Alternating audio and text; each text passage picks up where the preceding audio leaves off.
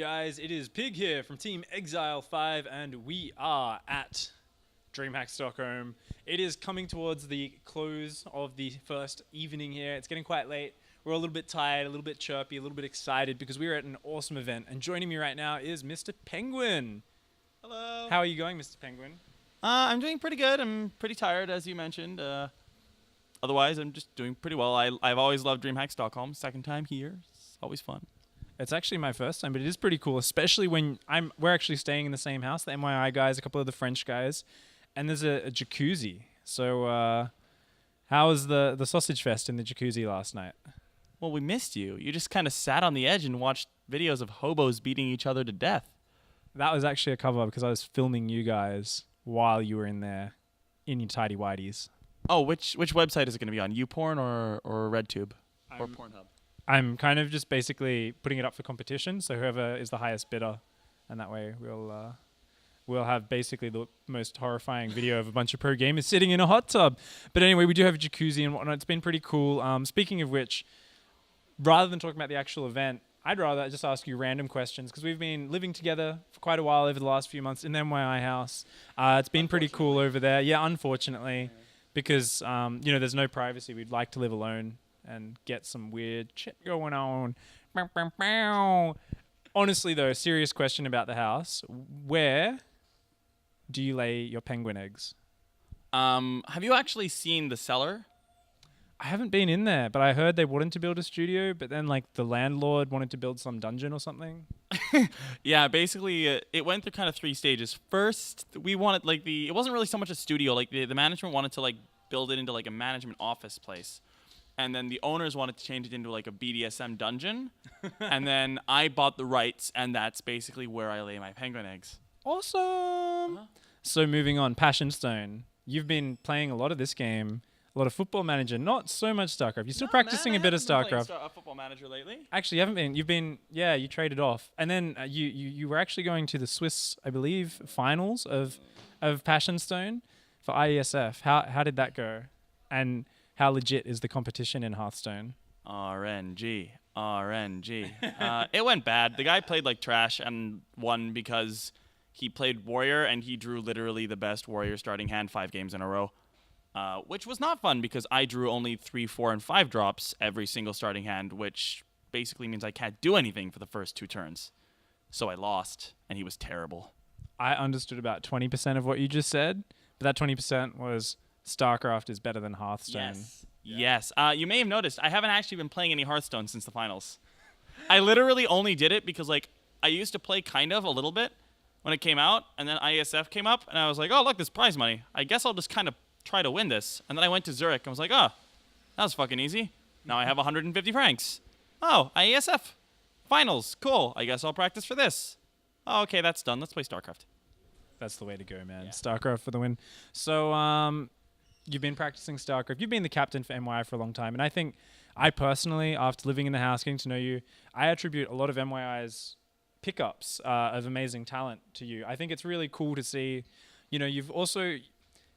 It's almost like I think it's the right approach to picking up players in terms of just being so entrenched in the StarCraft scene. Like mYi has this kind of grassroots pickups. You've got players like Narcotic and Raynor from Italy. Your 12-year-old. You got your mech player. You've got players like J-Power, kind of up-and-coming Protoss players in the Netherlands. And then you've also got players like Saxtree. Everyone's like, yeah, he's that SKTB teamer who streams a lot. And yeah, he's high on GM, but he's never had any results. And how do you know everybody in the StarCraft scene, and how do you kind of figure out who you advise the team to pick up? I watch everything. This has been going on. I've been slacking a little bit on my watching of everything, but for the most part, generally when I'm not traveling a lot, during the summer I've been traveling a lot, but generally when I'm not traveling a lot, I'll fix my sleep schedule basically around events. So it'll be Pro League, I guess I'll be up for Pro League every single game. And then GSL, and then there's an IEM, so I will stay up for all of the IEM games. And WCS, I'm casting that. And then there's Premier League, which I will also be up for. So I basically watch just everything. And then I also have a very, very wide net of contacts in the Korean scene, which helps a lot with the Korean pickups. So for me personally, I'm basically the guy who suggests all of the players that we pick up. So basically, I go to Cedric, who's the big boss, and go, "Hi, Cedric. I think we should get this guy." And he's like, "Oh, okay." So basically, the way that works is like, I'll find somebody who I'm interested in, or who I think we would have interest in. I will ask, or like say there's a vacancy. Say, for instance, we wanted a Zerg player. And I looked at all the options, all the teamless Koreans, all the people who were reasonably good, made a short list of about 5 of them, talked to each of them individually, figured out what they wanted. Then I talked to like all of my Korean contacts as well, which is like 10, 15 Zerg players from the Korean scene, and asked them who they thought were best, talk to the Koreans on our team to see if they, just to make sure they get along with the guys, if they don't have any like blood feuds going on, they're not going to murder each other in the house.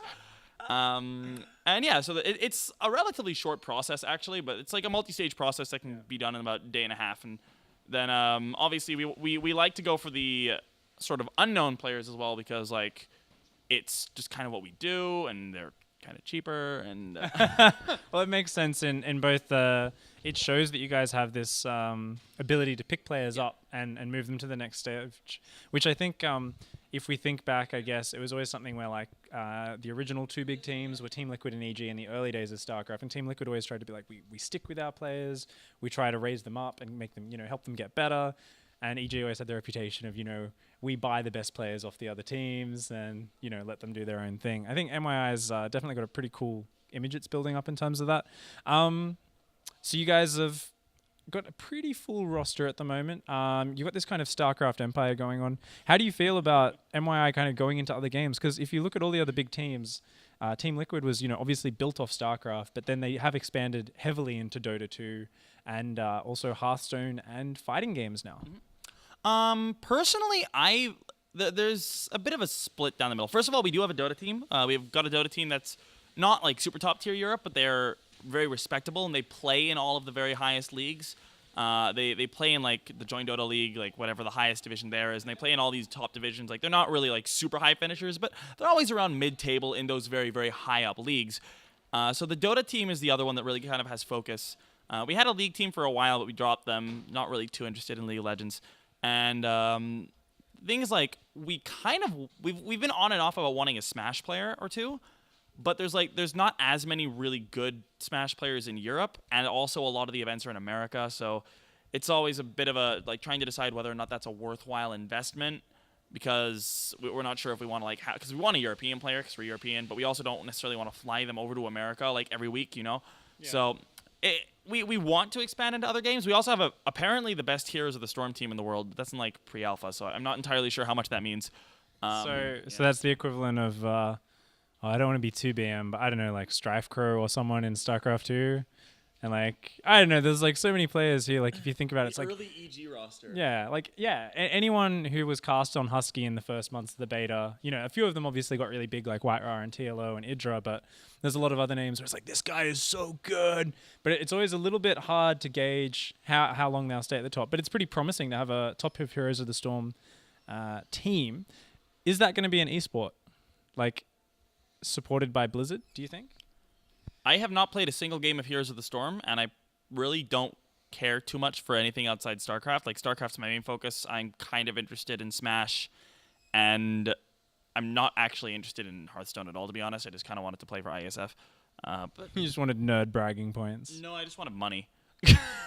But, yeah, I mean, Heroes of the Storm, for me, like, from what I've seen as a spectator of the very few games I've watched, I don't personally think that it has as much potential to be an esport to compete with LoL and Dota, because like the way that Blizzard's made it, from what I can see, is that like they've made it to be the casual alternative that's more for fun, because the super competitive MOBAs are like owned by LoL and Dota, and you cannot compete with that with a new game because they're so well established. So I feel like there's the potential for it. Like, I also don't think Hearthstone was supposed to be pushed as an esport, but it kind of is.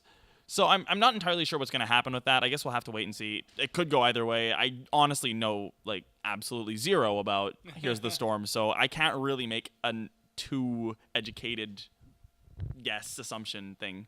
Yeah, that makes sense. I mean, I played a couple games. I thought it was very cool in that it was the Facebook game version of a MOBA. Like, it's very, very simplified. It's like it's actually something I like, because I like to play games other than StarCraft to unwind, right? So normally I've been playing old games like Wolfenstein 3D and stuff, Natural Selection. But generally, I like something where I can play with a console controller on the couch, something like that. So when I try to play Dota 2, right? I'm like, I used to be pretty good at the original Dota. Yeah, this is gonna be cool. The physics are different. There's all these new abilities. I'm just getting the crap smacked out of me over and over. I need to play with friends, like, for there to be any point doing it. Whereas I hop into some Heroes of the Storm games, and I found like I had the illusion that I was good from the start. And I think that's really important in a game to make it accessible. That's like League of Legends, right? Like, everyone thinks they're good.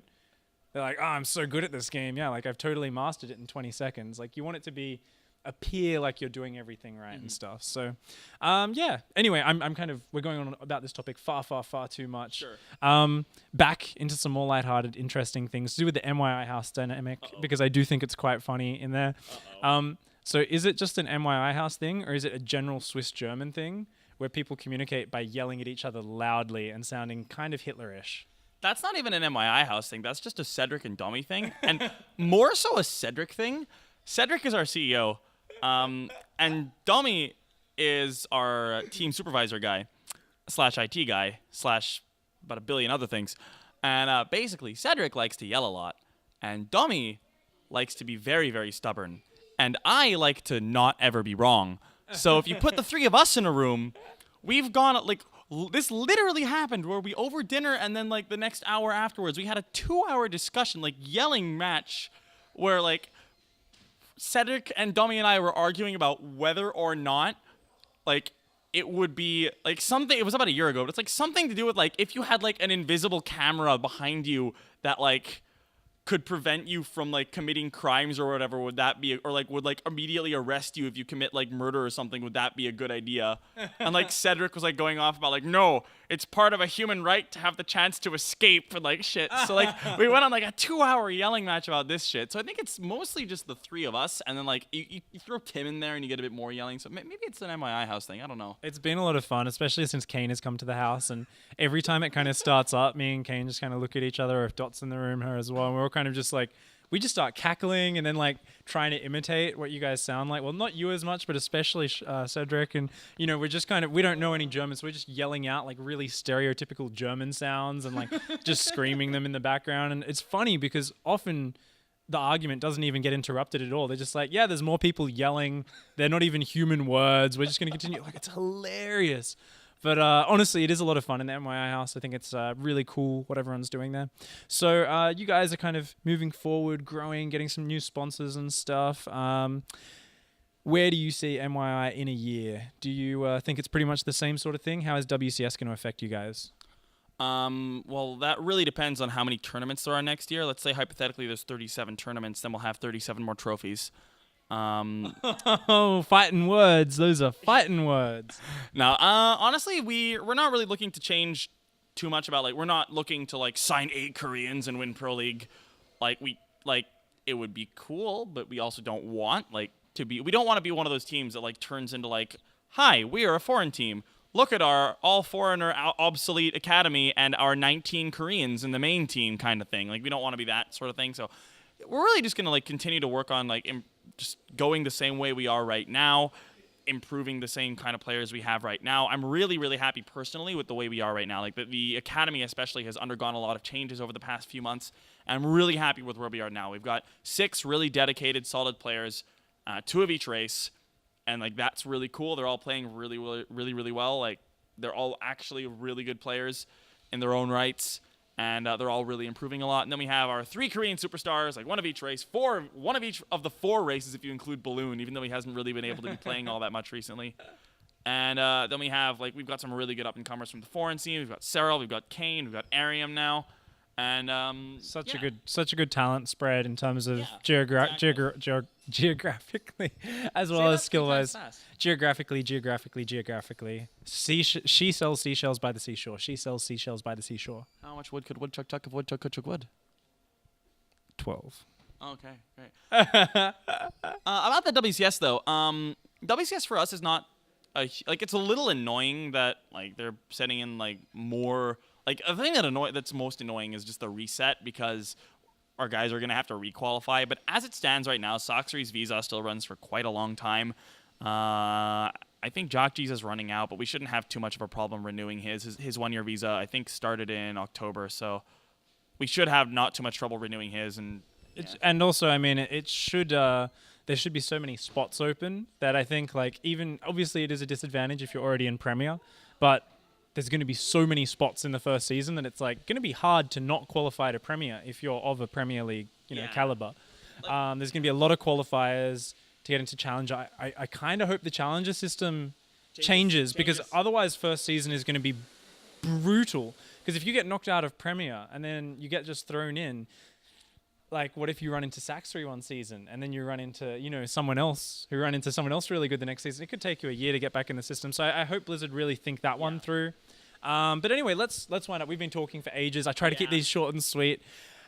Dot's twiddling her fingers. Yeah, we've got the camera kind of cues like, hurry up, guys. All right, so big shout outs to your sponsors and everyone before we let you go. When is this video going to be out? Okay, I will not mention tomorrow.